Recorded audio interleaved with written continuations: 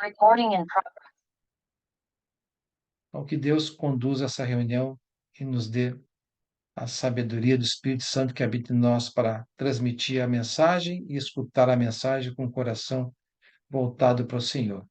Irmãos, na primeira lição, a Bíblia é a palavra de Deus. Nós vimos a lição à disposição gravada lá na página do YouTube, que a Bíblia contém a vontade do Pai, todo o seu plano, o Velho Testamento, o Novo Testamento, tudo o que necessitamos para sermos obedientes ao Pai e conhecermos a verdade. Na lição 2, nós vimos como estudar a Bíblia. Nós temos que estudar a Bíblia de dentro para fora, ou seja, a Bíblia nos moldar e não nós nos moldarmos, moldarmos a Bíblia. Hoje, infelizmente, nós vamos ver na sequência, muitos estão buscando aquilo que interessa à sua vida dentro da Bíblia, deixando de lado outras doutrinas, mandamentos e ensinamentos. Não, nós temos que nos adequar totalmente à vontade do Pai, não parte da vontade do Pai. Na lição 3, nós vimos as alianças mosaicas, o Velho Testamento, que conduziu o povo de Israel desde a criação, a promessa a Abraão, o pai da fé, conduziu até Cristo, até a chegada de Cristo, o Filho de Deus, o Salvador, até a chegada do reino de Deus. E vimos, então, a aliança cristã, o Novo Testamento, nessa lição 3. Na lição 4, nós vimos a divisão religiosa. Isso é muito triste. Deus não quer, não gosta, e Jesus orou que combatesse a divisão religiosa. E ela viria e veio e está até hoje no nosso meio mundo, né? Na lição 5 e 6, nós vimos a igreja bíblica.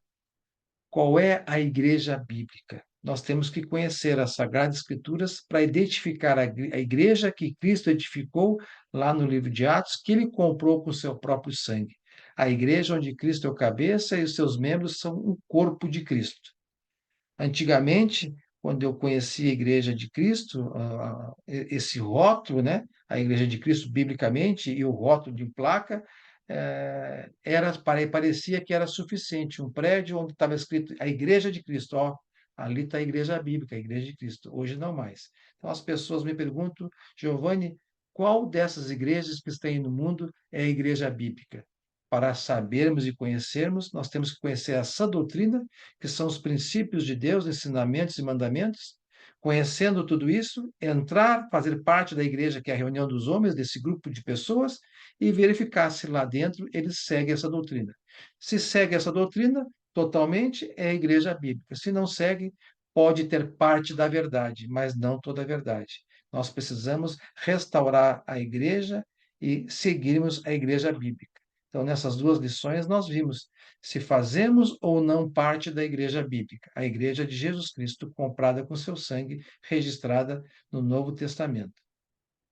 Hoje é uma lição um pouco extensa e eu peço paciência, até porque merece.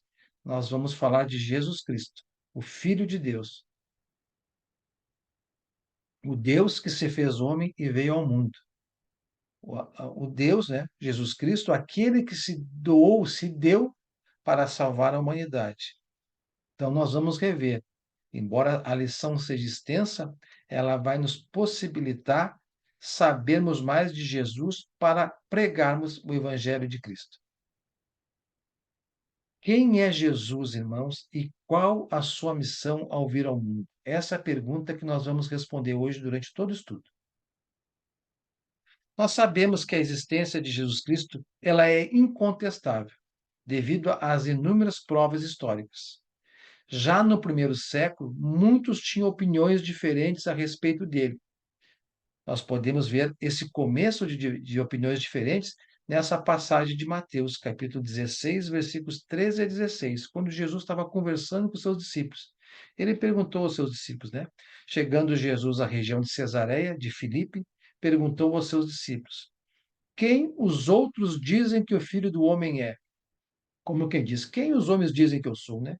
Eles responderam: olha, alguns dizem que é João Batista, outros Elias, e ainda outros Jeremias ou um dos profetas lá do Velho Testamento. E Jesus para ele, né, para eles, os discípulos: daí vocês que estão comigo, me acompanhando, quem vocês dizem que eu sou? Simão Pedro disse: tu és o Cristo, o Filho de Deus vivo. Então, as pessoas do mundo que conheceram Jesus tinham dificuldades de identificar Jesus. Quem estava com ele, quem aprendeu com o passar do tempo, o identificou. E o primeiro foi Pedro, onde Deus o revelou que Jesus Cristo é o Filho de Deus, o Deus vivo. Desde a chegada de Cristo na Terra como homem, muitos não tinham conhecimento da realidade sobre Jesus.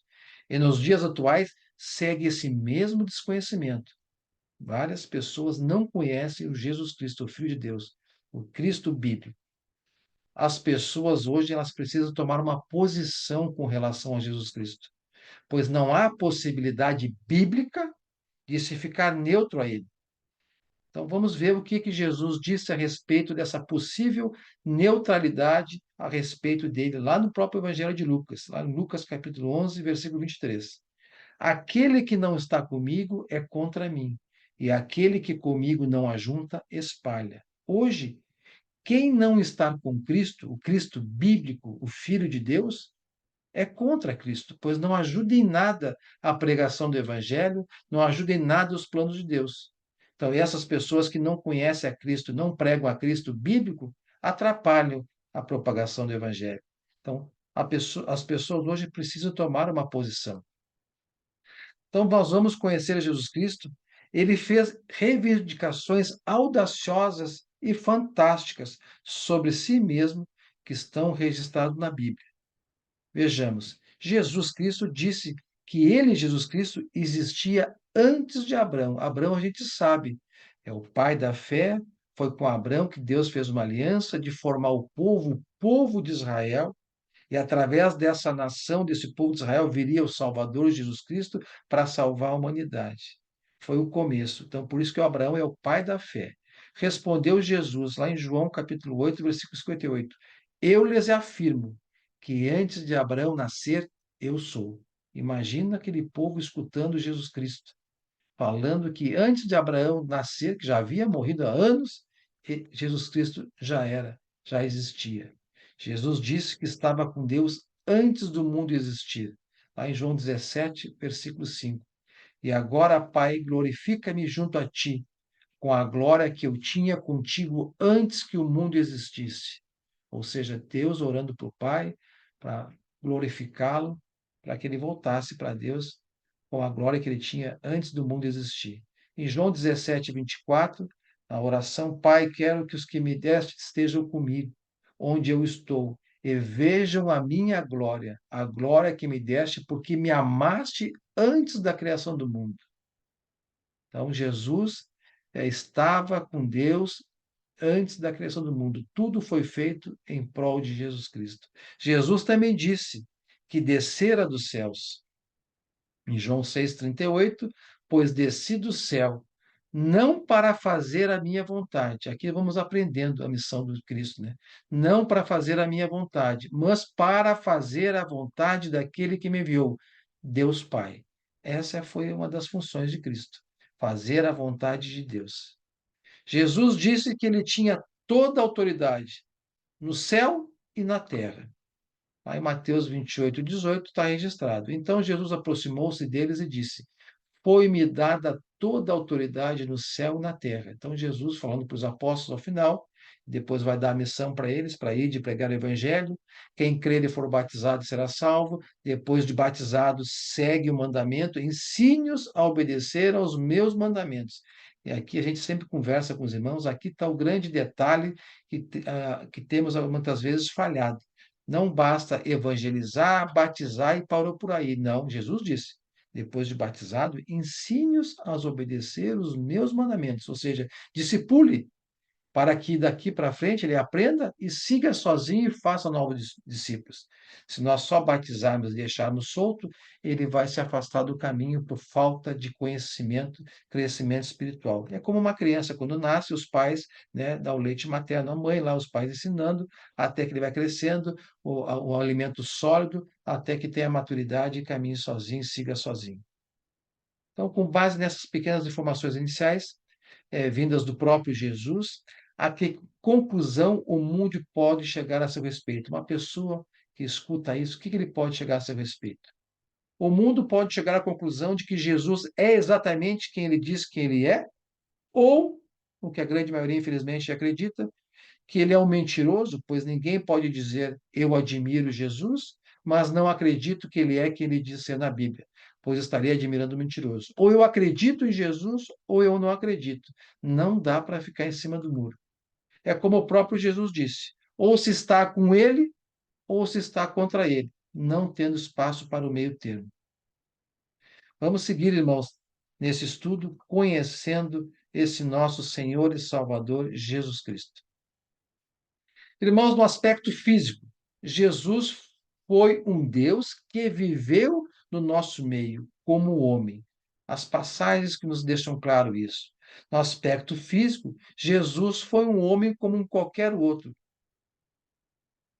Lá em carta de Paulo aos Filipenses, capítulo 2, versículos 5 a 8, nesse outro princípio de Deus, nessa sã doutrina, nesse mandamento, ensinamentos que nós devemos seguir, a sã doutrina, Paulo fala: seja a atitude de vocês a mesma de Cristo Jesus, a mesma de Deus Filho, Deus Pai, né? Estava com o Pai, que embora Jesus sendo Deus, não considerou que o ser igual a Deus era algo a que devia apegar-se aqui na terra. Não, ele se esvaziou-se a si mesmo, vindo a ser servo, tornando-se semelhante aos homens. Cristo foi servo de Deus e servo dos homens, tornou-se semelhante aos homens, e sendo encontrado em forma humana, veio como humano, humilhou-se a si mesmo e foi obediente até a morte e morte de cruz. Grande ensinamento para nós nos dias de hoje, né? Essa doutrina, ensinamentos, nos esvaziarmos do nosso eu, sermos servos de Deus, de Cristo e da Igreja de Cristo dos irmãos. Sermos obedientes ao Pai até a morte física ou até a vinda de Cristo. Jesus, como homem, no aspecto físico, ele teve cansaço. Olhem nessa conversa de Jesus com a samaritana, registrada lá em João capítulo 4, versículo 6. Havia ali um poço, o poço de Jacó, lá em Samaria, né? Jesus, cansado da viagem, sentou-se à beira do poço. Isto se deu por volta do meio-dia. Então, Jesus, como homem, na condição de homem, teve cansaço. Jesus, na condição de homem, também teve fome. Lá no deserto, nos 40 dias do deserto, quando foi tentado por Satanás no último dia, no pior dia de todos, né? No cansaço, 40 dias, Satanás chega perto de Jesus para tentar. Olha, 40 dias passando sem comer, agora é a hora de eu tentar Jesus, né? Depois de jejuar 40 dias e 40 noites, teve fome.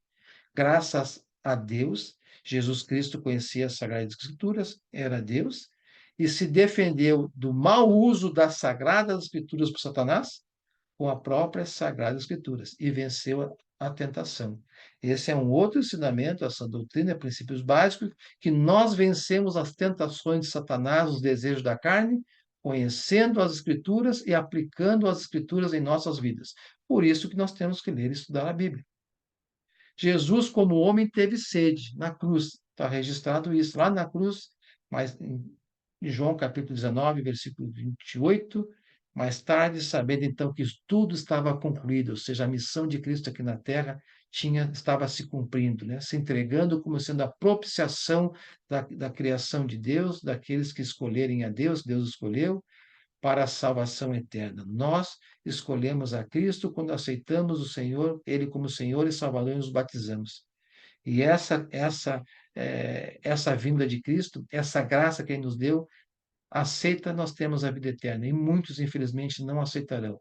Então, mais tarde, sabendo então que tudo estava concluído, para que a Escritura se cumprisse, a promessa toda do Velho Testamento se cumprisse, Jesus disse: tenho sede. Quando na condição humana, ele teve sede. Jesus, na condição humana, também se sentiu angustiado antes da crucificação, lá no Monte das Oliveiras, naquela oração onde ele chora e soa lágrimas de sangue, tamanha a aflição dele. Está lá em Lucas capítulo 22, versículos 41 a 44. Ele se afastou deles, no caso aqui é de Pedro e mais Tiago e João, os que foram mais próximos até o local da oração, se afastou deles. A uma pequena distância, ajoelhou-se e começou a orar. Pai, se queres, afasta de mim esse cálice. Jesus, na condição humana, estava sentindo o peso que era morrer, né? Contudo, não seja feita a minha vontade, mas a tua. Outro princípio bíblico aqui, ó. Sempre devemos fazer a vontade de Deus, não a nossa. Apareceu-lhe então um anjo do céu que o fortalecia. Estando angustiado, ele orou ainda mais intensamente, e o seu suor era como gotas de sangue que caíam no chão. E Jesus cumpriu a vontade do Pai, fez a vontade do Pai e não a dele. E os anjos o fortaleciam. A missão da igreja do corpo de Cristo, quando nos congregamos, é esta: é nos encorajarmos mutuamente. Jesus, como homem, se emocionou na morte de Lázaro. Ontem nós falamos sobre isso aqui em casa, com alguns irmãos que estavam aqui, passaram a noite e a virada do ano meditando no Senhor. Então, o Luiz falou dessa passagem, né? João capítulo 11, versículos 33 a 36. Ao ver chorando Maria e os judeus que o acompanhavam, Jesus agitou-se no espírito e perturbou-se. Onde o colocaram? Perguntou. Onde estava, né? O Lázaro, né? Perguntou ele. Vem e vê, Senhor, respondeu eles. Jesus chorou. Então os judeus disseram: Vejam como ele o amava. Então Jesus, na condição de homem física, se emocionava também. Está registrado em Hebreus que Jesus passou pelos mesmos sofrimentos e tentações comuns aos homens, ou seja, um outro princípio bíblico. Todos os sofrimentos e tentações que nós passamos, Jesus passou. Hebreus capítulo 4, versículo 15. Pois não temos um sumo sacerdote que não possa compadecer-se das nossas fraquezas. Jesus Cristo é o nosso sumo sacerdote. Mas sim alguém como nós, Jesus viveu como homem, passou por todo tipo de tentação, porém sem pecado. Glória a Deus. Já no aspecto agora espiritual, não físico, Jesus foi incomum ao realizar sinais e maravilhas. Jesus curou um filho de um oficial do rei. Está lá em João capítulo 4, versículos 46 a 53. Vamos ver princípios aqui de fé. Mais uma vez ele visitou Caná da Galileia, onde tinha transformado a água em vinho, primeiro milagre de Jesus, e havia ali um oficial do rei, cujo filho estava doente, em Cafarnaum. Quando ele ouviu falar que Jesus tinha chegado a Galileia, vindo da Judeia, procurou, aqui demonstra a fé desse oficial, né? E suplicou-lhe que fosse curar seu filho. Olha a fé deste homem gentil, né? No caso aqui é oficial dos judeus, que estava à beira da morte. Disse-lhe Jesus: Se vocês não virem sinais e maravilhas, nunca crerão. Ou seja, era necessário que houvesse sinais e maravilhas para os homens crerem que ele era o Filho de Deus. Esse também foi um dos objetivos dos sinais e maravilhas feitas por Jesus e também depois, quando veio a igreja, em Atos 2, o reino de Deus, esse poder foi dado aos apóstolos para que também fizessem sinais e maravilhas, a fim de que a quem eles pregassem o evangelho acreditassem que eles também estavam amando de Deus. O oficial do rei pode ir, o seu filho continuará vivo. O homem confiou na palavra de Jesus e partiu. Fé, ouviu e confiou no Senhor. Estando ele ainda a caminho, seus servos vieram ao seu encontro com notícias de que o menino estava vivo. Quando perguntou a que hora o seu filho tinha melhorado, eles disseram: A febre o deixou ontem, a 1 hora da tarde. Então o pai constatou que aquela fora exatamente a hora em que Jesus lhe dissera: O seu filho continuará vivo. Assim creram ele e todos de sua casa. Imagine o pai e a família lá crendo em Jesus, a fé deste homem. Jesus ressuscitou o filho da viúva. Falamos também ontem à noite sobre isso aqui, esse amor de Jesus, né? Lucas capítulo 7, versículos 11 a 16. Logo depois, Jesus foi à cidade chamada Naim, e com ele iam seus discípulos e uma grande multidão. Ao se aproximar da porta da cidade, estava saindo o enterro do filho único de uma viúva. Imagina uma viúva já sem o marido e um filho único dela falece. Sabemos pela história, pelo contexto histórico, as viúvas passavam grandes dificuldades quando não haviam mais familiares que a sustentassem. E uma grande multidão da cidade estava com ela. Ao vê-la, o Senhor se compadeceu dela e disse: Não chore. Depois aproximou-se e tocou no caixão. E os que carregavam pararam. Jesus disse: Jovem, eu lhe digo, levante-se. O jovem sentou-se e começou a conversar. e Jesus o entregou à sua mãe. Olha a alegria dessa mãe, né? Todos ficaram cheios de temor e louvaram a Deus. Um grande profeta se levantou entre nós, diziam eles. Deus interveio em favor de seu povo. Realmente, o Filho de Deus, o homem, estava no meio da humanidade, né? Jesus acabou com uma tempestade. Outros sinais de maravilha. Em Marcos está registrado no capítulo 4, versículos 35 a 41. Então, todos esses registros nos dizendo quem foi Jesus no nosso meio. Naquele dia, ao anoitecer, disse ele a seus discípulos: Vamos para o outro lado. Deixando a multidão, eles o levaram no barco, assim como estava. Outros barcos também o acompanhavam. Levantou-se um forte vendaval e as ondas se lançavam sobre o barco, de forma que este foi se enchendo d'água. Imagina o pavor dos discípulos de Cristo, né? Jesus estava na popa, dormindo com a cabeça sobre um travesseiro. Os discípulos o acordaram e clamaram: Mestre, não te importa com que morramos? Ele se levantou, repreendeu o vento, toda a autoridade no céu e na terra, né? E disse ao mar: Aquiete-se, acalme-se. O vento se aquietou e fez-se completa bonança. Então perguntou aos seus discípulos: Por que vocês estão com tanto medo? Ainda não têm fé? Eles estavam apavorados e perguntavam uns aos outros: Quem é esse que até o vento e o mar lhe obedecem? Não conheciam ainda Cristo na sua totalidade. Jesus ressuscitou Lázaro, né? Olha esse outro sinal, né? João capítulo 11, versículos 17 a 27. Mais uns princípios bíblicos aqui nessa doutrina. Ao chegar, Jesus verificou que Lázaro estava no sepulcro havia 4 dias, porque naquela época, na medicina era diferente, muitas vezes precisavam de um tempo necessário para comprovar a morte, por isso que os velórios demoravam dias, né? Aconteceu há pouco tempo até de uma criança, durante um velório aqui, ela acordar e as pessoas ficaram assustadas, né? Mas mais tarde veio a falecer. Betânia distava a cerca de 3 quilômetros de Jerusalém e muitos judeus tinham ido visitar Marta e Maria para confortá-las pela perda do irmão. Quando Marta ouviu que Jesus estava chegando, foi encontrá-lo, mas Maria ficou em casa. Disse Marta a Jesus: Senhor, se estivesse aqui com meu irmão, não teria morrido. Mas sei que, mesmo agora, Deus te dará tudo o que pedires. Disse-lhe Jesus: O seu irmão vai ressuscitar.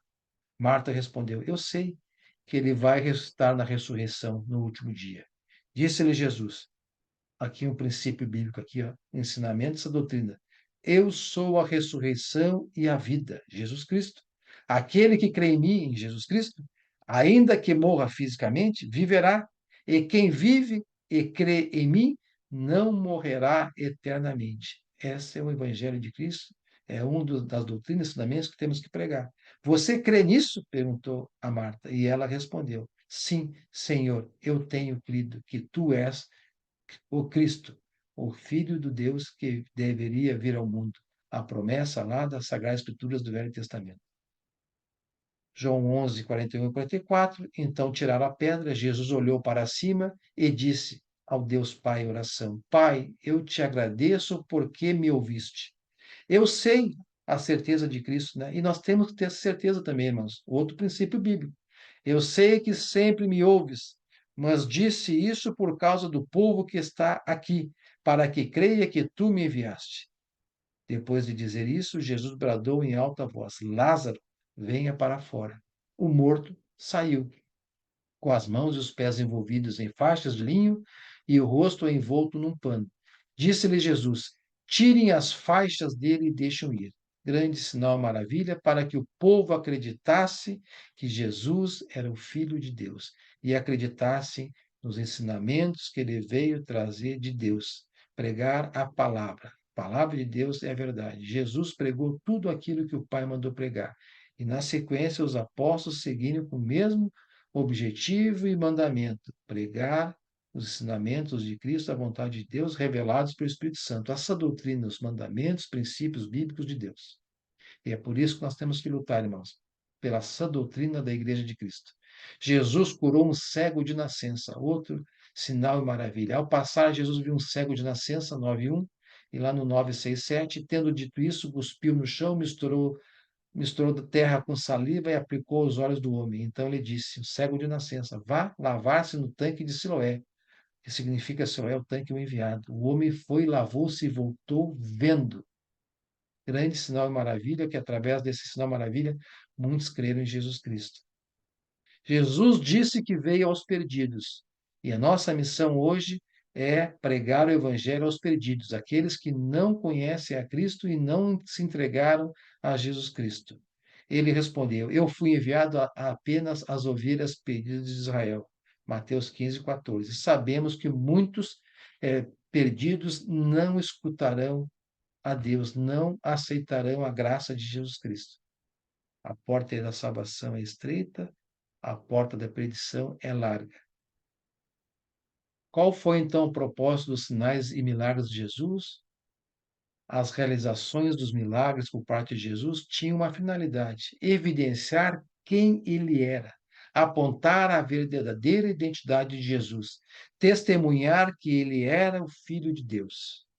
Lá em João 20, versículos 30 a 31. Jesus realizou na presença dos seus discípulos muitos outros sinais miraculosos, que não estão registrados nesse livro.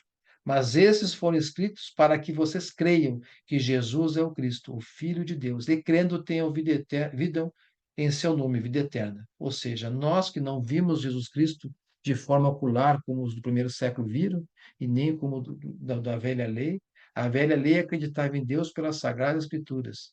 Nós acreditamos em Cristo e em Deus pela fé no Novo Testamento. Em toda a Bíblia, o Velho Testamento que conduziu a Cristo, mas o Novo Testamento, a Nova Aliança, que tem os mandamentos, os princípios, a sã doutrina bíblica.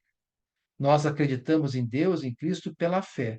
Pai da fé, Abraão, aquele que teve fé, saiu da sua parentela e foi para a terra onde Deus mandou para formar um novo povo.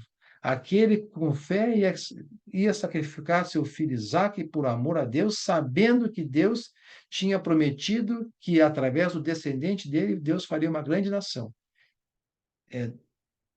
Abraão sabia que Deus iria, se caso ele sacrificasse Isaac, Deus iria ressuscitá-lo. Deus reconheceu a fé de Abraão lá no Velho Testamento e pediu: Pai, sei que me amas mais que teu filho. João, ao ouvir na prisão o que Cristo estava fazendo, João mesmo não tinha certeza até, que demonstra uma certa insegurança, será que Jesus é aquele que deveria vir? Enviou seus discípulos para lhe perguntarem: És tu aquele que haveria de vir ou devemos esperar algum outro? Olha só a incerteza de João Batista, primo de Jesus, né? Jesus respondeu aos discípulos de João Batista, aqueles que seguiam João Batista, que anunciava a chegada do Messias, de Jesus Cristo: Voltem e anunciem a João o que vocês estão ouvindo e vendo. Os cegos veem, os mancos andam, os leprosos são purificados, os surdos ouvem, os mortos são ressuscitados, e as boas novas são pregadas aos pobres. E feliz é aquele que não se escandaliza por minha causa. Os seguidores de Cristo não se escandalizam por seguir a Jesus Cristo. Nós vemos nessa passagem do Evangelho de Mateus o registro das profecias sobre Jesus feitas pelo profeta Isaías lá no Velho Testamento se consumando, ou seja, a chegada do Messias seria marcada com isso. Cegos passariam a ver, mancos a andar, leprosos seriam purificados, surdos ouviriam, mortos seriam ressuscitados e as boas novas do reino de Deus seriam pregadas a toda a humanidade. O fariseu Nicodemos reconheceu que os sinais e maravilhas realizados por Jesus Cristo não poderiam ser feitos por quem não estava com Deus. Está lá em João capítulo 3, versículos 1 e 2. Havia um fariseu chamado Nicodemos, uma autoridade entre os judeus. Ele veio a Jesus à noite e disse: Mestre, sabemos que ensinas da parte de Deus, pois ninguém pode realizar os sinais miraculosos que está fazendo, se Deus não estiver com ele.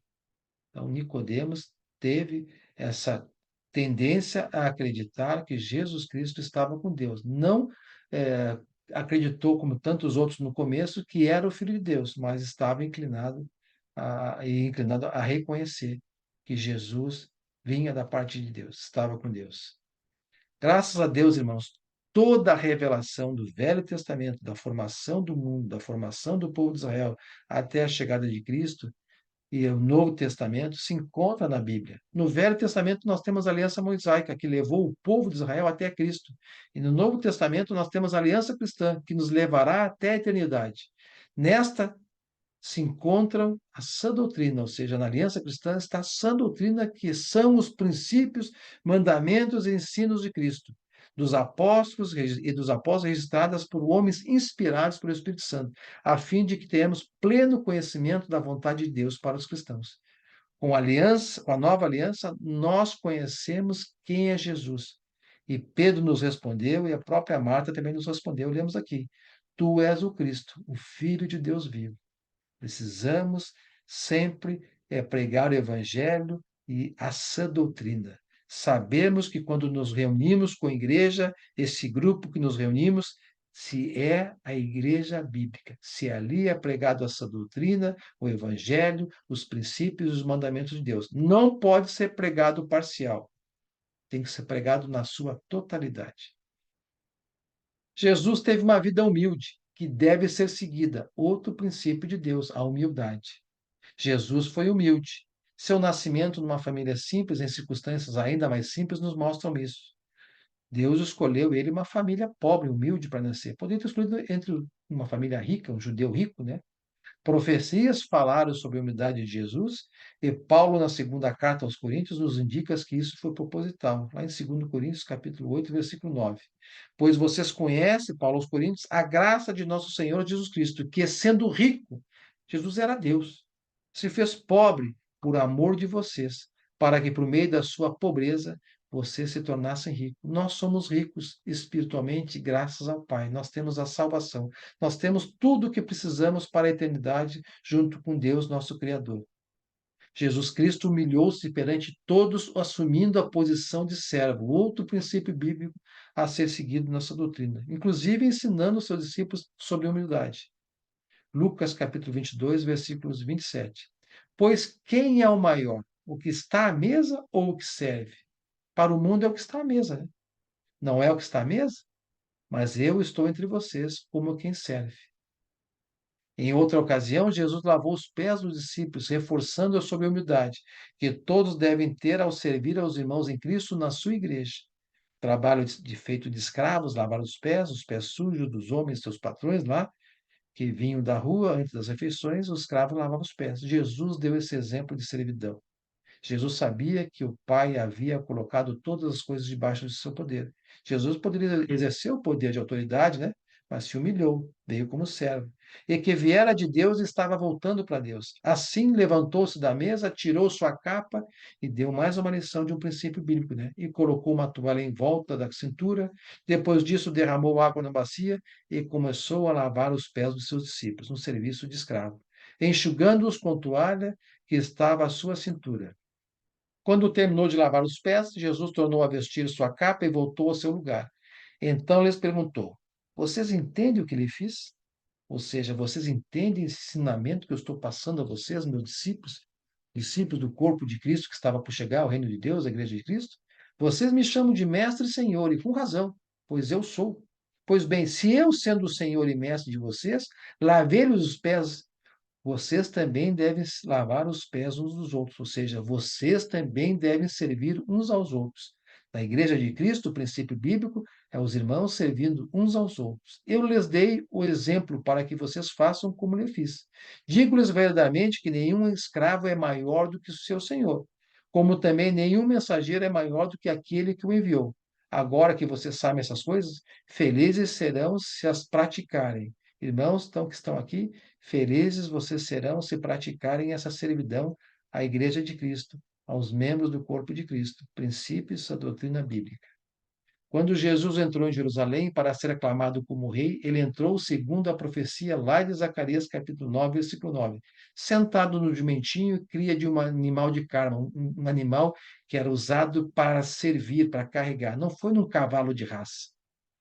Então, Mateus capítulo 21, versículo 1 a 5. Quando se aproximaram de Jerusalém e chegaram em Betfagé, ao Monte das Oliveiras, Jesus enviou dois discípulos, dizendo-lhes: Vão ao povoado que está diante de vocês. Logo encontrarão uma jumenta amarrada, com um jumentinho ao lado. Desamarrem-na e tragam-nos para mim. Se alguém lhes perguntar algo, digam que o Senhor precisa deles e logo os enviará de volta. Isso aconteceu para que se cumprisse o que fora dito pelo profeta, né? O profeta, está lá em Zacarias. Digam à cidade de Sião: eis que o seu rei vem a você, humilde e montando num jumento, um jumentinho, cria de jumento. Jesus, irmãos, era compassivo. Marcos capítulo 1, 40 a 42. Um leproso aproximou-se dele e suplicou-lhe de joelhos: se quiseres, pode purificar-me. Cheio de compaixão com aquele leproso, Jesus estendeu a mão, tocou nele e disse: quero, seja purificado. E imediatamente a lepra o deixou e ele foi purificado. Lucas capítulo 19, versículos 41 a 44, está registrado. E quando ia chegando, vendo a cidade, ou seja, Jerusalém, Jesus chegou na cidade para aqueles dias finais da vida dele, chorou sobre ela.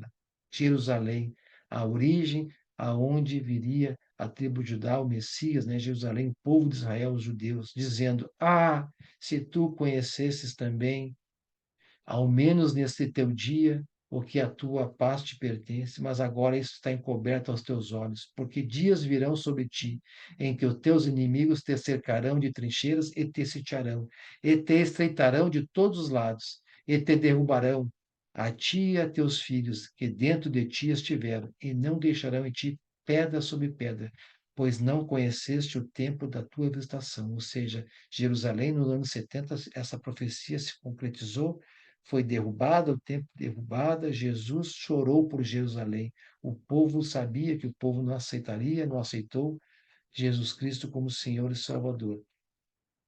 Em Mateus 9, capítulo 35 a 38, e percorria Jesus todas as cidades e aldeias, ensinando na sinagoga deles. Aqui no caso não é Mateus, o Paulo está errado, isso aqui é Paulo. É Mateus mesmo. É, e percorria Jesus todas as cidades e aldeias, ensinando na sinagoga deles, pregando o evangelho do reino e curando todas as enfermidades e doenças dentre o povo. E vendo as multidões, teve grande compaixão delas, Jesus, vendo a multidão, compaixão, porque andavam cansadas, desgarradas, como ovelhas que não têm pastor. Então disse aos seus discípulos: a seara realmente é grande, mas poucos são os ceifeiros, né? Rogai, pois, ao Senhor da seara que mande ceifeiros para a sua terra. Jesus teve compaixão do mundo perdido, que não conhece a Deus, que não conhece a Cristo, como nós temos nos dias de hoje. Jesus amava as pessoas, Jesus se interessava pelas pessoas, especialmente pela situação espiritual das pessoas.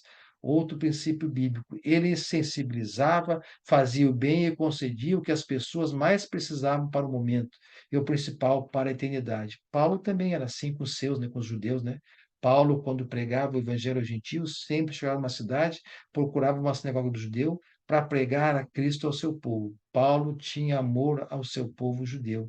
Sabia que o judeu era temente a Deus, mas sabia que eles não tinham o conhecimento de toda a verdade, que Cristo era o Filho de Deus. Assim devemos ser nós, irmãos, compaixão daqueles que não conhecem a Cristo e pregar.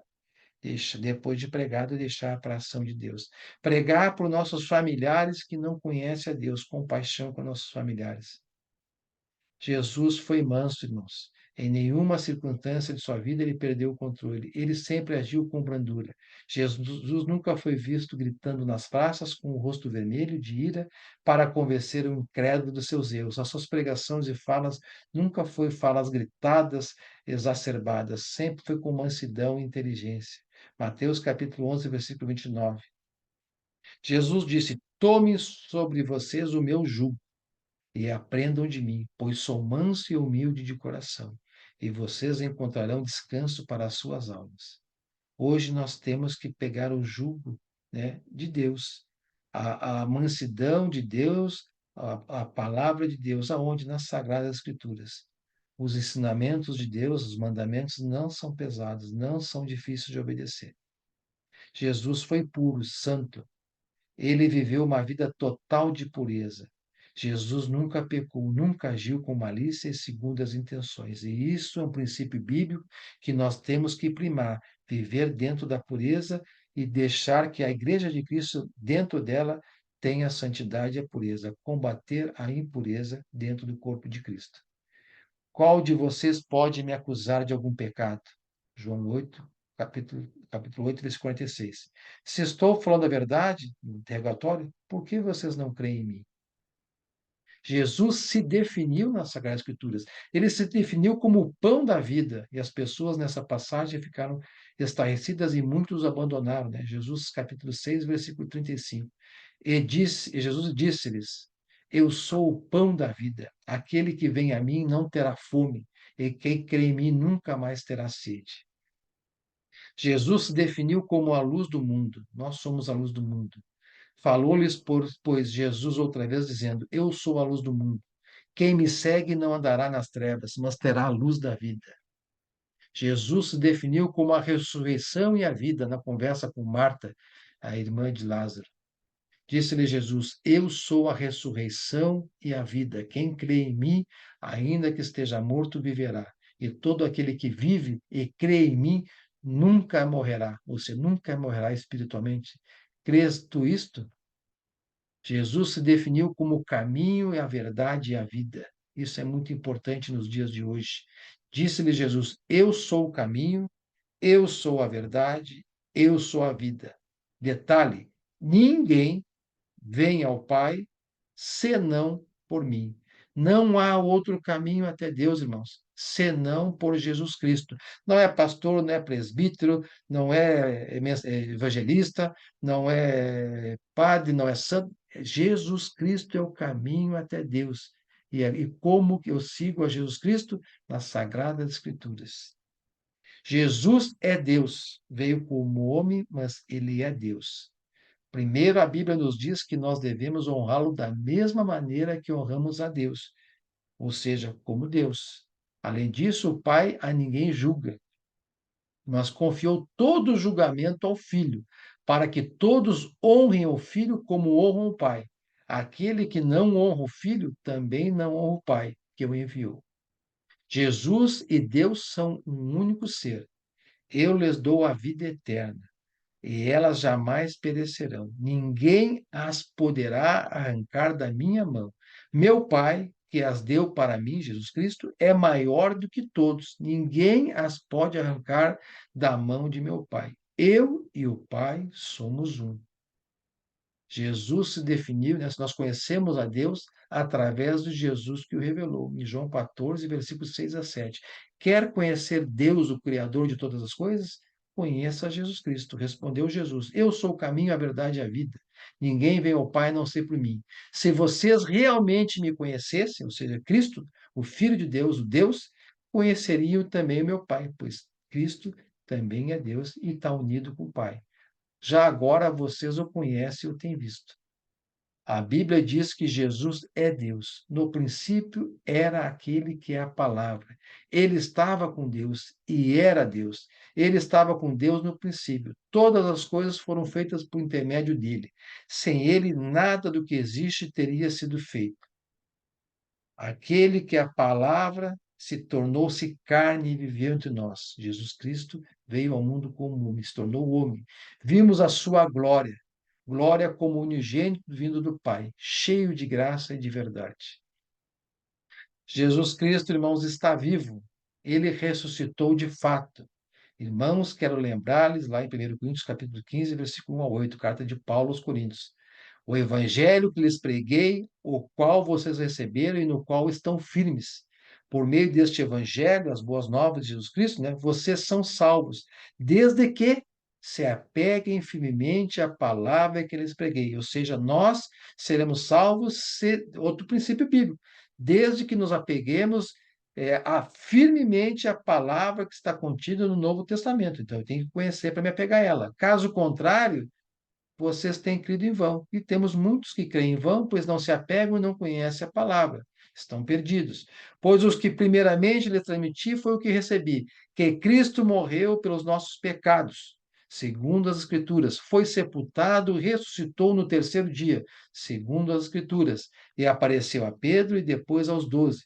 Depois disso, apareceu a mais de 500 irmãos de uma só vez, a maioria dos quais ainda vive quando Paulo escreveu essa carta. Embora alguns já tenham adormecido, depois apareceu a Tiago e então a todos os apóstolos.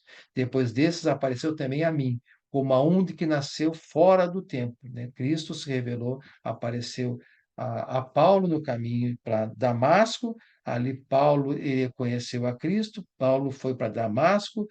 Ananias, um servo de Deus, pregou o evangelho para Paulo.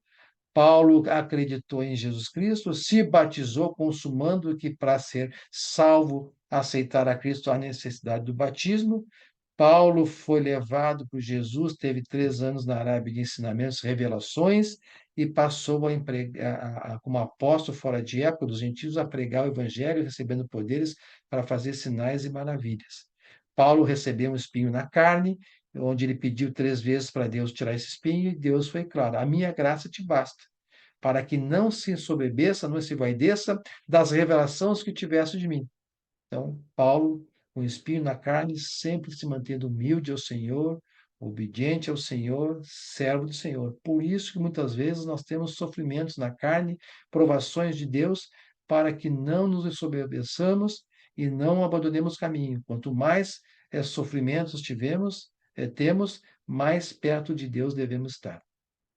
A consequência da ressurreição de Jesus Cristo é que, de fato, ele é o Filho de Deus e digno de inteira confiança. Paulo escreveu aos Romanos, Paulo, servo de Jesus Cristo, né, Cristo Jesus, chamado para ser apóstolo, separado para o Evangelho de Deus, o qual foi prometido por ele de antemão por meio dos seus profetas nas Escrituras Sagradas, acerca de seu filho, que, como homem, era descendente de Davi, e que, mediante o Espírito de Santidade, foi declarado Filho de Deus com poder, pela sua ressurreição dentre os mortos. Jesus Cristo, nosso Senhor, Deus o ressuscitou e o deixou à destra dele, está lá reinando à destra do Pai, e nos deu o Santo Espírito dele, mediante o batismo, para nos ajudar no dia a dia a conduzirmos à eternidade. Irmãos, conclusão desse resumo do que é Jesus Cristo. Isso aqui é uma pequena história de Cristo que está na Bíblia. Jesus faz um convite especial através das Sagradas Escrituras a toda a humanidade. É um convite especial e devemos observar o que está sendo oferecido por Jesus Cristo, pois é maravilhoso. O que ele oferece? Venham a mim todos que estão cansados e sobrecarregados, eu lhes darei descanso. Tomem sobre vocês o meu jugo e aprendam de mim, pois sou manso e humilde de coração, e vocês encontrarão descanso para as suas almas, pois o meu jugo é suave e o meu fardo é leve. A igreja de Cristo, edificada por Cristo, tem o papel de pregar esse evangelho.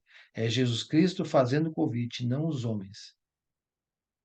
Eu lhes asseguro, quem ouve a minha palavra e crê naquele que me enviou, ou seja, em Deus, tem a vida eterna e não será condenado, mas já passou da morte para a vida. Jesus, eu sou a ressurreição e a vida. Aquele que crê em mim, ainda que morra fisicamente, viverá. E quem vive e crê em mim, não morrerá eternamente. Você crê nisso? Jesus respondeu: eu sou o caminho, a verdade e a vida. Olha quantos convites aqui, né? Ninguém vem ao Pai a não ser por mim. Jesus Cristo, irmãos, continua nos dias de hoje sendo o mesmo que vemos nas páginas da Bíblia, até a volta dele.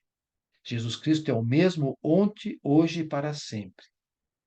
A realidade da sua existência, a sua identidade, a veracidade de seus ensinos e o fato de que ele está vivo devem mudar a nossa perspectiva de vida por completo. Nós temos que nos convertermos por completo a Cristo. Nós temos que mudar a nossa mentalidade e vida. Nós temos que ser servos de Cristo, da Igreja de Cristo. Nós temos que nos negarmos diariamente e viver essa doutrina pregando o Evangelho, lutando pela Igreja de Cristo na propagação do Evangelho. Na aula 7, nós vamos ver o pecado e suas consequências. O porquê que Cristo veio ao mundo para nos dar a eternidade, porque o pecado e as consequências nos fazem não ter comunhão com Deus e farão a humanidade a ter uma morte eterna. Que Deus abençoe a todos, irmãos. Esta foi a lição de hoje, número 7. Graças a Deus por mais um dia de vida, mais um estudo compartilhado de Deus com vocês aí. Deus abençoe a vocês todos. O senhor vai mandar a gravação, né? Amém. A Obrigada, gravação. missionário. Amém, Muito Giovanni. obrigada. Que benção. Glória a Deus, Deus irmão. abençoe. Obrigado. As gravações dos estudos, irmãos, eu posto lá no link, também o meu filho, que ainda não é cristão, mas com a glória de Deus ensinou esse pai que não tem muito conhecimento informática, a abrir uma página no YouTube e lançar lá para facilitar para as pessoas escutarem essas passagens, esses estudos, e quem sabe abram o coração para Deus e para Cristo, né? Conhecer o Cristo bíblico, a Bíblia, a vontade de Claro. Deus, e quem sabe esses meus filhos também no futuro, para Deus nada é impossível, né? Eu conheci a Cristo, realmente me converti aos 51 anos de idade. Ali sim houve transformação, batismo, uma conversão. Até então, nada disso tinha acontecido. Então, para Deus nada é impossível. Eu desejo a todos vocês, todos meus irmãos, todos que não são cristãos, uma conversão verdadeira, uma entrega total, Amém. não parcial. Amém.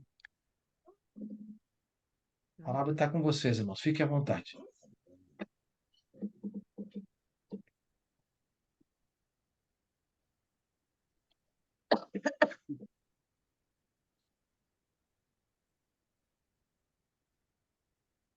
Alguém tem alguma pergunta ou quer acrescentar alguma coisa? Fazer um comentário? As perguntas o nosso irmão aqui, que está nos visitando, Joel e o Luiz, estão dispostos a respondê-las, fique à vontade. E o comentário também fique à vontade. Jesus Cristo é maravilhoso. Vimos hoje, né? Hoje nós aprendemos e relembramos, né, em quem nós temos crido. Pode falar, Pedro. Vai ter oração final, seu... Vai ter oração final, irmão. Fique à vontade. Tá bom. Boa noite, irmãos.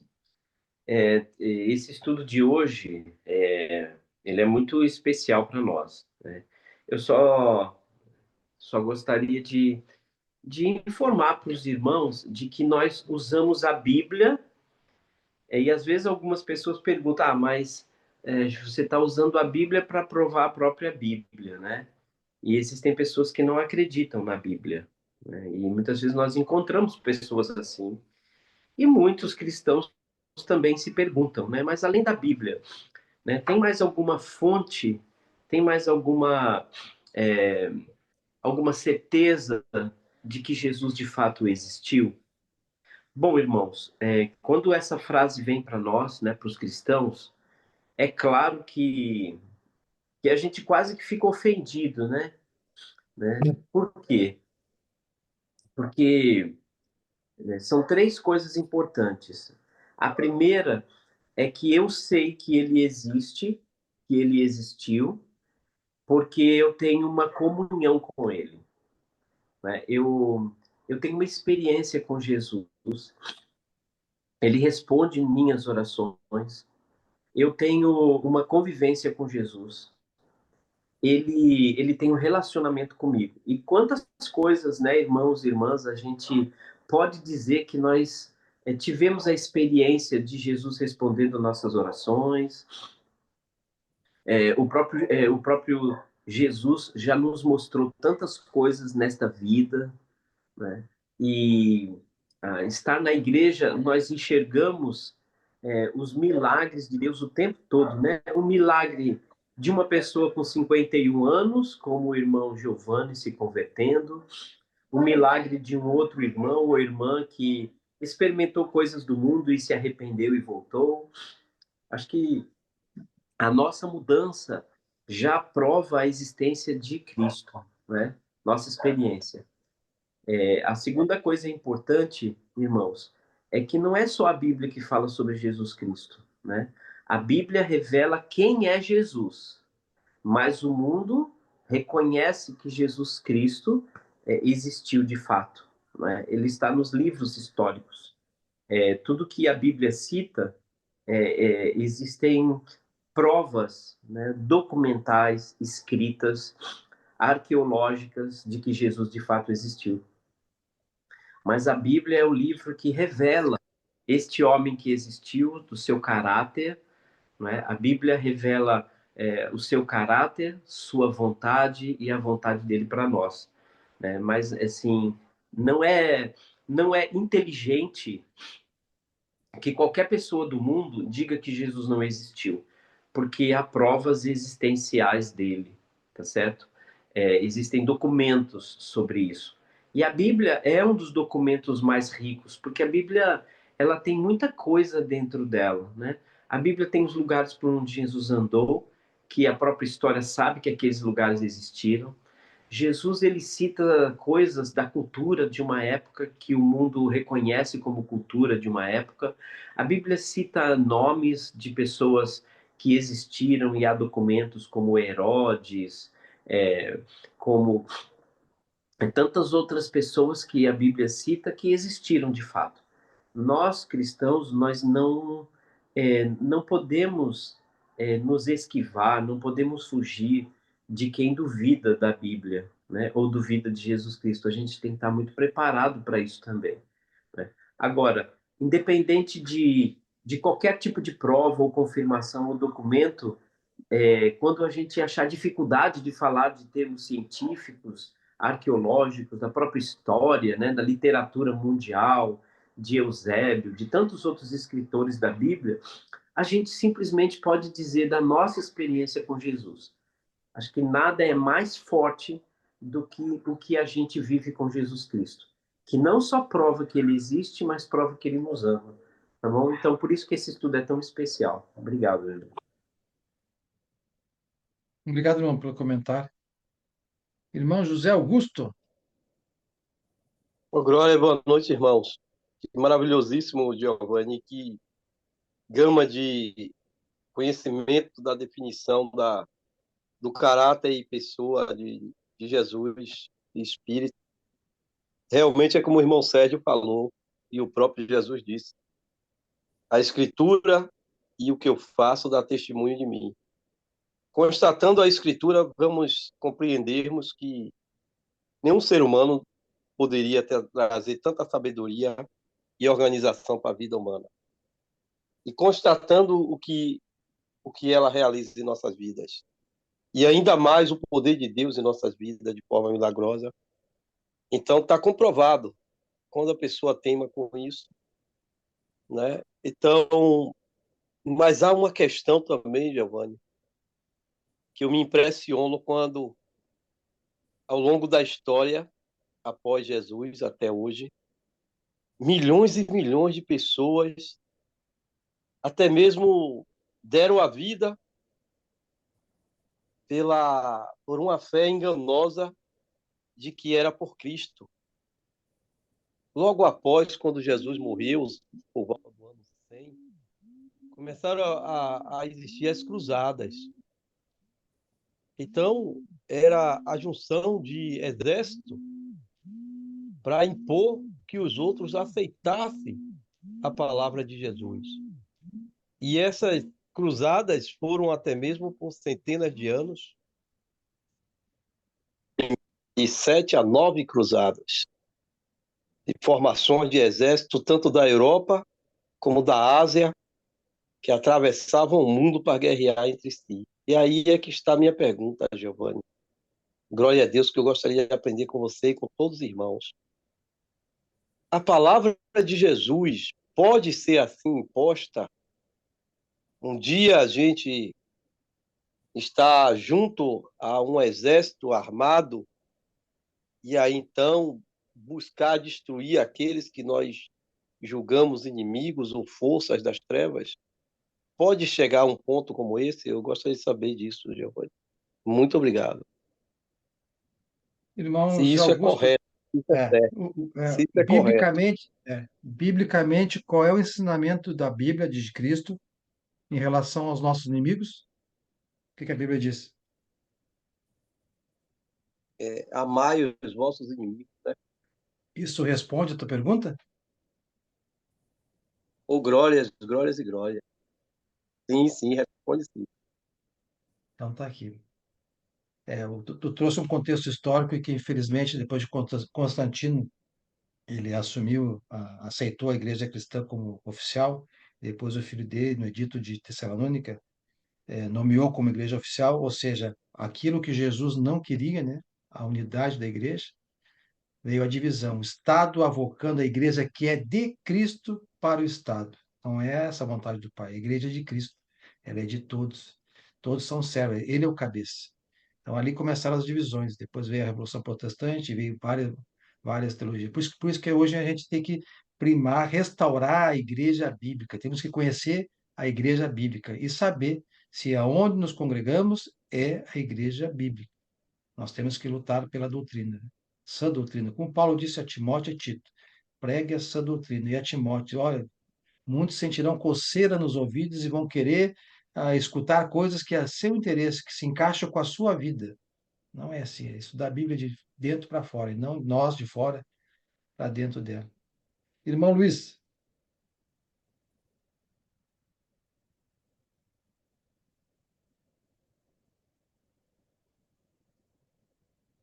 Eu, eu queria pegar o gancho do Sérgio, que falou muito bem sobre o contexto histórico, né, da veracidade da presença do Senhor Jesus. Para nós cristãos, realmente, a nossa fé, né, já é o suficiente, né? Mas eu queria só responder também ali um pouquinho o José Augusto antes, né? E lá no Deuteronômio 32, 35, o pai vai dizer que a mim pertence a vingança, quer dizer, a vingança pertence ao pai diante daqueles que são inimigos da cruz, inimigos do pai, né? Embora o pai queira, né? Que todos se arrependam e cheguem à salvação, 1 Timóteo 2,4, né? Sejam salvos, né?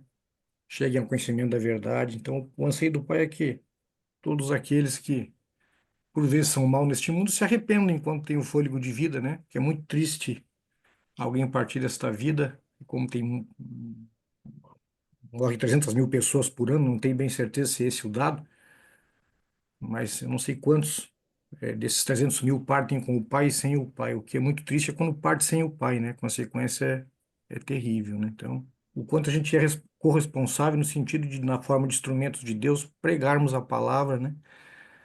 Falarmos da verdade, engolirmos as ofensas que nos vêm por vezes, as injustiças e olhar o mestre, né? O Senhor Jesus, Filipenses 2, 5, 6 ali vai dizer que embora sendo Deus, não considerou ser igual a Deus, era algo que devia pegar-se, né? Mas tornou servo, escravo e último, né? Mas o ponto todo que eu queria falar aqui é sobre também Colossenses capítulo 1, versículo 15, diz que o Senhor Jesus é o primogênito de toda a criação. Bom, se ele é o primogênito de toda a criação, ele foi coparticipante com o Pai eterno diante de toda a criação, né? E uma passagem que endossa muito isso está lá em Romanos 1:20, né? Que diz assim, que é extraordinária essa passagem, me diz muito, né? Pois desde a criação do mundo, os atributos invisíveis de Deus, né? Seu eterno poder e sua natureza divina têm sido vistos claramente, sendo compreendidos por meio das coisas criadas, de forma que tais homens são Deus culpáveis. Ou seja, o Senhor Jesus é primogênito de toda a criação, ele faz parte, juntamente com o Pai, de tudo que há no mundo, quanto que ele é o Criador, né? Junto com o Pai. Uma vez que ele é o Criador, junto com o Pai, a gente vê muita questão científica que comprova isso no nosso meio, né? A complexidade da criação humana, por exemplo, ele vai lá para Gênesis capítulo 1, versículo 26 em diante, quando está escrito lá assim, né, o Pai falando, façamos o homem a nossa imagem e semelhança e domine ele sobre todos os animais da terra. Então, a ciência endossa isso hoje, né, aos olhos de todos, porque somos 7 milhões de espécies, né, de seres animais, comprovadamente parece que são 2 milhões, eu não tenho bem certeza, mas estima-se que haja 7 milhões de espécies de seres animais e só um domina sobre todas as coisas, que é o homem, né? O homem é o único ser que realmente constrói aviões, computadores, né? De forma racional. Não só os seres animais, como os seres vegetais. Então, olha como ciência e a verdade andam juntas, uma ciência honesta, né? Isaías 40, capítulo 40, versículo 22 vai falar do arredondamento da Terra, né? Ou seja, o homem só foi ter ciência cientificamente que a Terra realmente é redonda com o advento do telescópio, né? Ali, Johannes Kepler, se não me falha a memória, Galileu, aquela turma ali, a partir do ano de 1600, né? Que realmente, através dos estudos científicos, confirmaram que a Terra é redonda. E assim mesmo, alguns foram mortos por isso, né? Então a ciência vai comprovando, e já estava escrito na palavra, né? Quando eu paro para pensar em Jó 9:9, capítulo 9, versículo 9, já mencionei aqui sobre isso, né? Jó vai falar das lindas Pleiades, das Pleiades, da constelação de Órion, a qual o pai vai falar com ele depois lá no capítulo 38, se não me falha a memória. Ele vai dizer quem fez as lindas Pleiades, né? E só foi confirmado que as lindas Pleiades são lindas mesmo com o advento do Hubble em 1993, aquele telescópio lançado, né? Que revolucionou J3831. Olha aqui. Você pode amarrar as lindas Pleiades, você pode afrouxar as cordas do Órion, você pode fazer surgir no tempo certo as constelações, ou fazer sair a Ursa. Quer dizer, as Pleiades, a gente.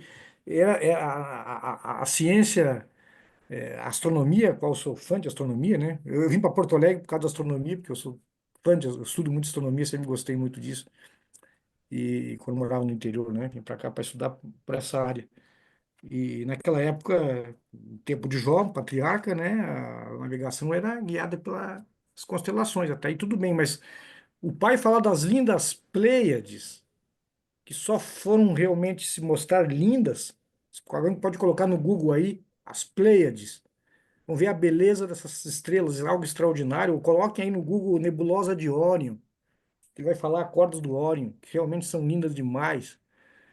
Eu poderia falar da nossa composição biológica, a questão cirúrgica, né? Para a existência de cada ser animal, ou seja, nenhum é igual ao outro, ou seja, não foi uma unidade de montagem, né? A singularidade da criação humana é extraordinário. O homem é indesculpável, como Romanos 1:20 fala, né? Embora até o Giovanni acho que leu ali, né? Primeiro, ali no capítulo 15 de 1 Coríntios, se não me falha a memória, é sobre o Senhor Jesus apareceu depois de ressuscitado, né, a mais de 500, né, homens. É no versículo 6, né? Depois disso apareceu a mais de 500 irmãos de uma só vez, né? Depois de ressuscitado, ou seja, e mais o que o Sérgio falou, né, as composições, os estudos históricos, né? Ou seja, o homem é indesculpável, mesmo que não houvesse a palavra pela natureza criada, né? A gente vê aí os elementos periódicos, a gente aprende isso lá na quinta série, né? O homem não consegue criar isso, né, de forma natural. Eu vou parar aqui, porque senão começa a falar. Eu gosto muito de ciência, né? O que eu sempre digo, quem me conhece há mais tempo sabe que eu morava em Bom Jesus, nasci em Gramado, morava em Bom Jesus, vim para Porto Alegre para estudar astronomia.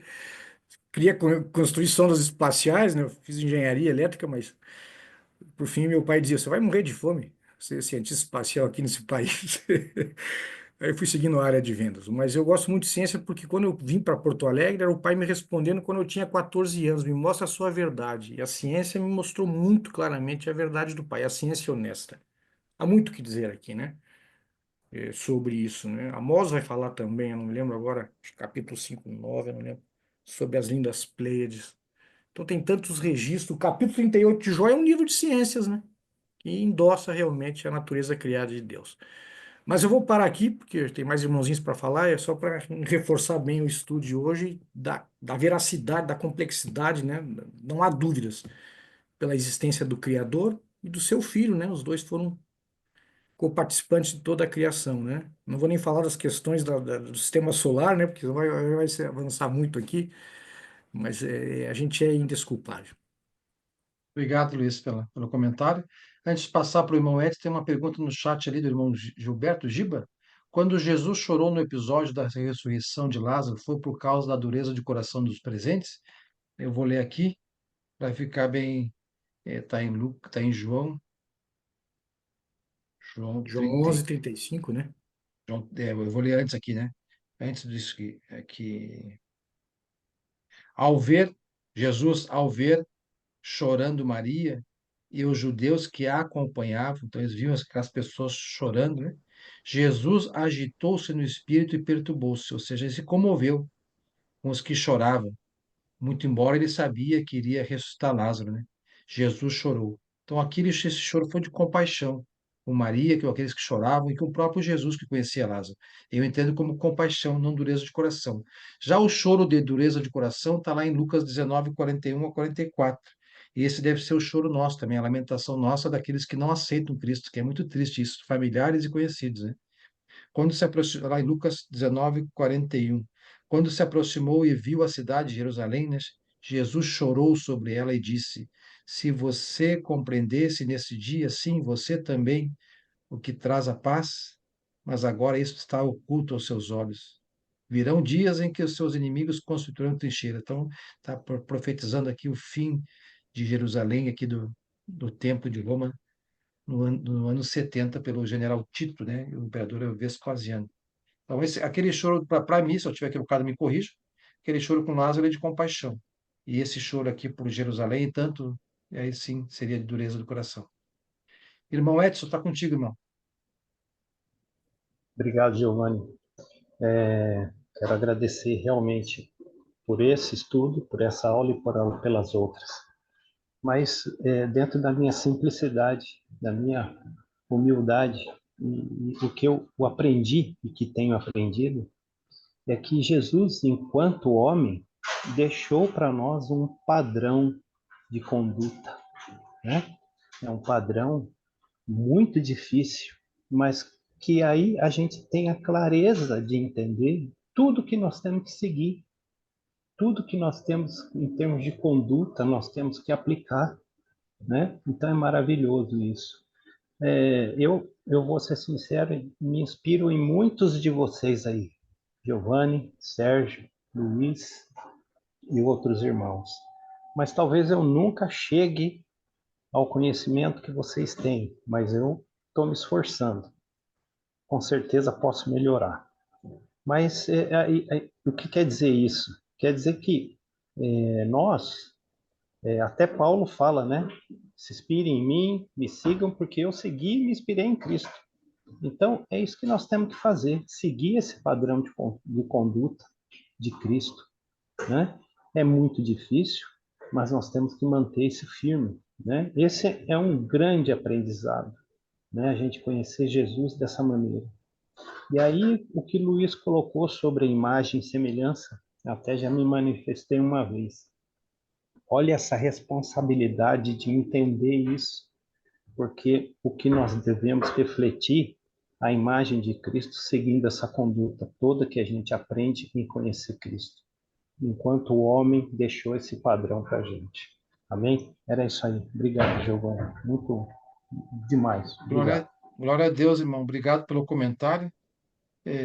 Realmente, na Bíblia, tá aqui, eu até vou ler aqui, o caráter na Bíblia, né, é um tema que aborda a importância de viver de acordo com os princípios de Deus, demonstrando virtudes como honestidade, então, integridade, coragem. Jesus Cristo, como tu disseste bem, está registrado o caráter de Cristo, e nós temos que ter o caráter de Cristo. A nossa consciência muda.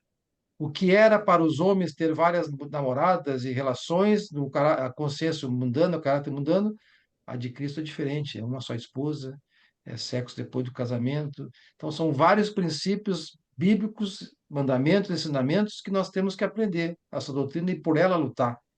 E não deixar que os princípios humanos, que ora tivemos, né, maculem a igreja de Cristo. E hoje, cada vez mais, eu tenho percebido que, até estava falando com o Sérgio Feijó agora à tarde, antigamente, quando eu conheci a Igreja de Cristo, com aquela placa na frente, Igreja de Cristo, as pessoas diziam, ó, esta é a Igreja Bíblica, aquela Igreja de Cristo, porque aprenderam que a Igreja Bíblica é de Cristo, que ele comprou com seu sangue. Mas hoje não dá para dizer mais nada através de uma placa, uma identificação no letreiro de um prédio. Se eu quero saber se aquela igreja, ou seja, aquele grupo de pessoas que se reúne naquele local é a Igreja Bíblica, eu tenho que saber o que é pregado lá dentro. Como é que é o cântico, como é que é a oferta, se é dízimo, se tem falar em línguas, se toma a ceia todos os domingos, ou um domingo sim, outro não, é quarta-feira. Aí não dá mais pela placa de identificação em Igreja de Cristo. Essa não é mais suficiente, irmãos. Irmão Lucas? Meus amados, primeiro, Giovanni, obrigado, meu irmão, pela preparação, pelo cuidado, pelo tempo investido no avanço do reino do Senhor. Obrigado, meu irmão. Obrigado pelos irmãos também pela participação, por estarem aqui e presentes também, encorajando o nosso irmão, a gente se encorajando mutuamente, isso é muito especial. E indo no ponto de argumentos, né? Até o irmão Sérgio trouxe ali sobre materiais fora, né, da palavra, o Luiz também trouxe. E eu tenho um autor que é C.S. Lewis, e ele tem um livro chamado Cristianismo Puro e Simples. E dentro desse livro ele usa um argumento sobre o Senhor Jesus, só para o ponto de curiosidade mesmo, e também, de certa forma, serve como um outro argumento que faz pensar, e quando eu pensei sobre isso, realmente faz sentido, que é o argumento do louco, mentiroso ou senhor, né? Que seriam, que o autor ele propõe que teria apenas três possibilidades para responder a pergunta de quem o Senhor Jesus realmente é, com base nas próprias declarações do Senhor Jesus. E aí, quando o autor começa a examinar essas três possibilidades, ele começa, por exemplo, pelo louco, né? Então, ou ele é dado ao que ele afirma sobre si mesmo, ou ele é louco, ou ele é mentiroso, né? Um é uma questão de insanidade, outro é uma questão de caráter mesmo, né? Ele faz propositalmente, está mentindo, ou ele realmente é Senhor. E aí, quando vai para o argumento louco, né? Por exemplo, ele pode ser um lunático, alguém que acreditava sinceramente, estou pegando um resumo aqui sobre esse argumento do livro, ser um lunático, alguém que acreditava sinceramente ser Deus, mas estava completamente enganado, né? E aí, o ponto é, olhando para a vida do Senhor Jesus à luz da Bíblia, os ensinamentos do Senhor Jesus, a sabedoria do Senhor Jesus, o impacto moral, diz aqui no resumo, são tão profundos que dificilmente poderiam vir de alguém que estaria mentalmente estável, né? E acho que até o irmão Sérgio, né, que é psicólogo e trabalha muito com a área mental, deve fazer até bastante sentido, assim, por ter visto já muitas coisas, ser exposto a muitas realidades, né? Então, basicamente, por todo o ensino, a sabedoria e o impacto e na profundidade que o Senhor Jesus trazia, alguém que estaria mentalmente instável não conseguiria produzir as mesmas coisas. Então, se ele não é louco, então vamos pro mentiroso, né? Então, ele poderia ter mentido deliberadamente, né, ao afirmar ser Deus, enganando seus seguidores. Daí o argumento contrário a isso, por que ele não poderia ser um mentiroso? O mentiroso não teria vivido uma vida exemplar, né, disposto a morrer por suas reivindicações. Ou seja, quando a gente vê um mentiroso, quando chega onde é que o calo aperta, realmente não teria, não sustém mais a mentira, não sustém. Então, ele nem inspiraria também princípios éticos e transformações que durariam tão longo prazo. Então, se ele não seria louco e se ele não seria mentiroso, só resta ele ser Senhor, né? Se Jesus não era louco nem mentiroso, então suas declarações sobre ser o Filho de Deus, devem ser verdadeiras. Ele é, portanto, o Senhor, como afirmou dizer, né? Daí é o ponto que também o Giovanni nos trouxe também. Eu sou o caminho, a verdade e a vida ali, né? Em João 14:6. Então, só trazendo um desses exemplos que o irmão Sérgio comentou também de obras fora, assim, né? E me fez pensar esses argumentos quando tu realmente analisa, assim, é difícil tu chegar a alguma conclusão diferente a não ser Senhor, né? Em relação à possibilidade de ser um louco ou mentiroso, essas coisas, à luz do que aconteceu, de como as coisas aconteceram, elas são facilmente descartadas, né? Obrigado, irmãos. Obrigado, Lucas. Irmão Augusto, levantou a mão? Sim, glória a Deus. Eu compreendo dos senhores da igreja que a supremacia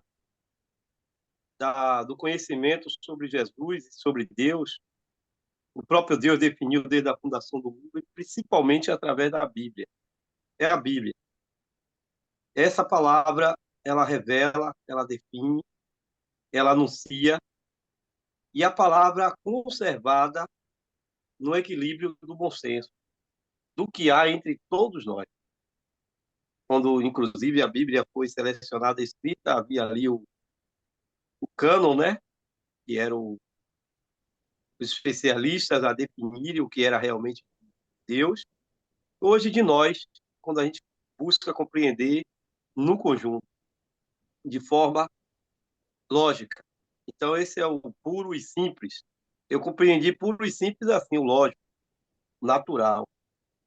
Quando eu cheguei, então, que vi, porque eu já havia um pouco de conhecimento em outras religiões, a ponderação da palavra, a coerência da palavra entre todos. Eu disse aí chega-se a definição da coerência propriamente, do lógico, do constatado de que aquilo é verdadeiro. Então, isso que nós estamos fazendo agora, todos nós juntos, e eu fico impressionadíssimo.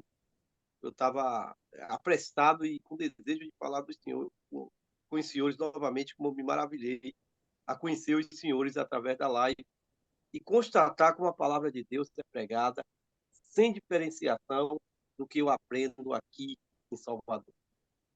De como outros irmãos vêm de fora e pregam. Por que, inclusive, isso? A palavra de Deus tem sido conservada justamente porque temos a oportunidade de trocar ideia. Todos têm a oportunidade de declarar e defender a compreensão da palavra.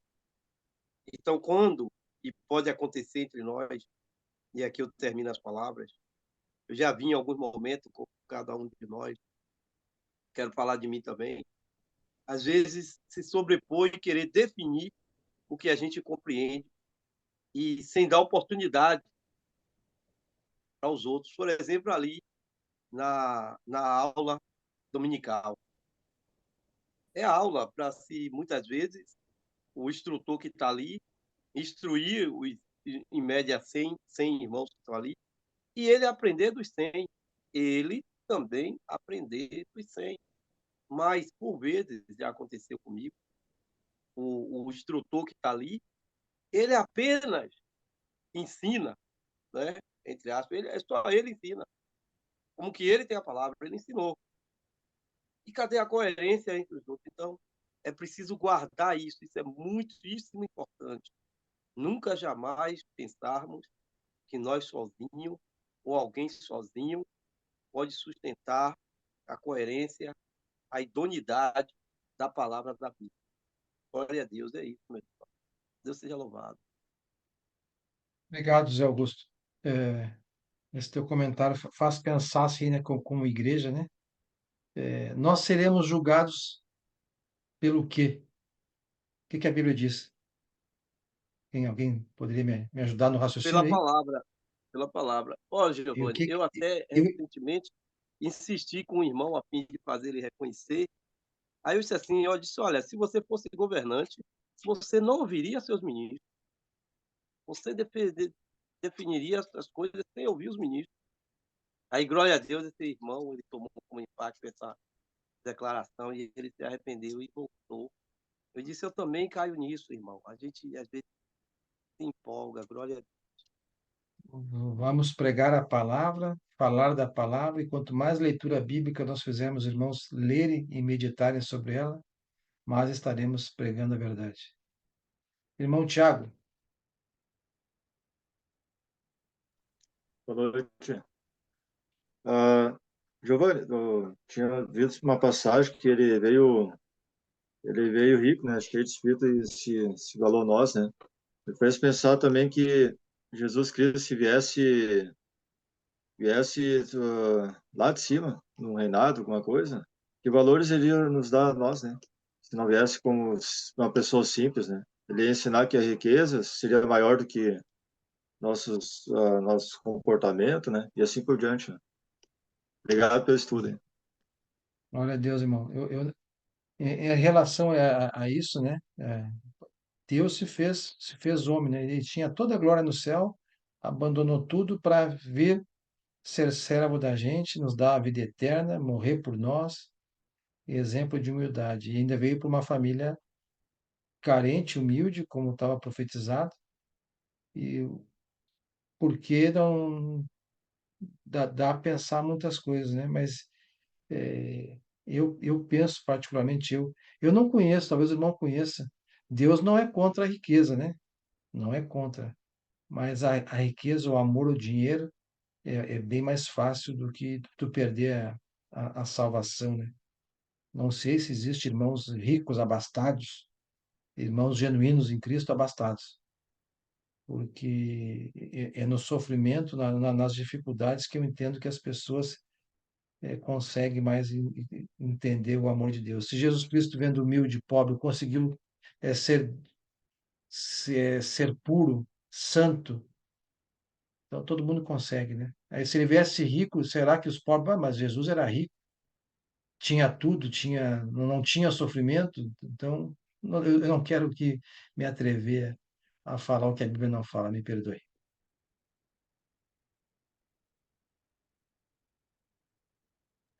Amém. Acho que são 9h40, irmãos, podemos, acho que não, nem mais um comentário. Eu só fico alerta a nós, né, dentro do nosso grupo de irmãos, a primarem pela sã doutrina, porque, infelizmente, é isso que tem derrubado, afastado a divisão doutrinária, né? E existe em todas as congregações, não tem nenhuma que não tenha problemas, todas têm, todas, sem exceção. Mas, glória a Deus, Deus coloca homens de fé que primam por ela. Gostei de um pequeno comentário, não vou falar o contexto, mas uma coisa que me agradeceu muito, e foi o comentário do irmão Joel, e ele repetiu Pedro e acho que era João com ele, hein, quando estava perante as autoridades judaicas. E o Joel falou: me agrada, antes de agradar aos irmãos, agradar a Deus. Então, pensem nisso e combatam e preguem essa doutrina dentro do corpo de Cristo. Vou pedir para o nosso irmão Joel, está aí? Joel, pode fazer a oração de encerramento, irmão, se não tem nenhuma irmão para. Seja bem-vindo ao Rio Grande do Sul. Aproveite aí amanhã, se Deus quiser, o encontro com o irmão Fernando e a esposa aí e estreitar esses laços de irmandade aí.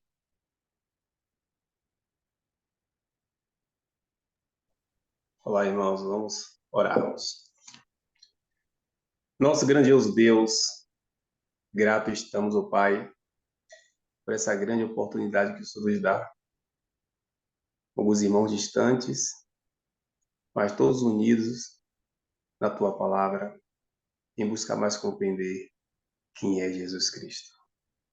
Que o Senhor Deus, por favor, nos ajude a cada dia mais compreendermos a Tua palavra, para que nós possamos entender cada dia mais o tamanho da graça que está em Jesus Cristo. Que o Senhor abençoe a cada um irmão aqui presente. Que nós possamos cada dia mais buscarmos crescer nessa graça de Cristo. Obrigado, Senhor Deus, pelo nosso irmão Giovanni que trouxe esse estudo. Continue abençoando, Pai. Que esse estudo venha abençoando muitas pessoas. Que o Senhor abençoe a cada um desses irmãos presentes.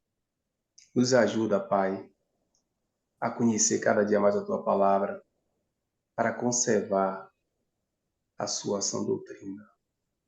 Ajuda-nos, Senhor Deus, para que não venhamos a cair no erro de não fazer aquilo que o Senhor nos pede, mas que possamos todos estarmos prontos, com nossos corações dispostos a fazer aquilo que a Tua palavra nos ordena. Ajuda-nos, Senhor Deus, tenha misericórdia. Não permita que nenhum de nós venhamos a se desviar da Tua palavra, mas que cada dia mais o Senhor nos dê força e entendimento para Te adorar. E Te adorar, Senhor, passa necessariamente por fazer o que o Senhor nos pede. Em nome de Cristo Jesus, que todos aqui estamos muito gratos ao Pai por esse momento. E por Jesus Cristo que Te pedimos tudo. Amém. Amém. Amém. Obrigado, irmãos. Obrigado, João, pela oração. Amém. Boa noite Obrigado, a todos. Giovanni. Amém. Boa noite, irmãos. irmãos. Fique Boa com noite. Deus. Glória a Obrigado, Deus. Boa irmãos. noite. Glória a Deus. Boa noite. Amém, amém. Boa noite, Boa irmãos. noite a Amém. todos. noite. Boa noite. Boa noite, Augusto. Boa Boa noite, noite. boa noite, irmãos. Paulo Cão, de Salvador, que bom te ver, meu irmão. Abençoe a todos. Prazer. Olha o Aí, Joel aí também. aí o Joel, ó, Joel, viu só? Deus E abençoe. aí? Tá vendo? Boa Amém. noite para Obrigado. Boa noite, Amanda. Um abraço. Boa noite, Pessoal, obrigado pelo estudo, hein? Glória a Deus, irmão. Putz, é. Valeu, Olha o então. José Boa noite, também. mãe. José Boa noite, Augusto Nath. estava lá. Gratidão, irmãos. Gratidão, viu? Gratidão. Amém. Um grande Valeu, abraço, Luiz. meus irmãos. Margarete. Abraço, Luiz. Abraço. Nos falamos ainda, Luiz, na sequência Valeu, aí, tá bom? Luiz. Boa noite, irmãos. Estou fechando. Augusto, Fique com Deus. Bom, Boa noite, bom bom descanso. descanso. Boa Bom noite descanso, a Lucas. todos. Boa noite. Boa noite, Neide. Boa noite, bom descanso, irmãos. Boa noite. Boa noite, Fernando. Helena, bom descanso. Fernando. Fechando, então. Boa Fernando. noite.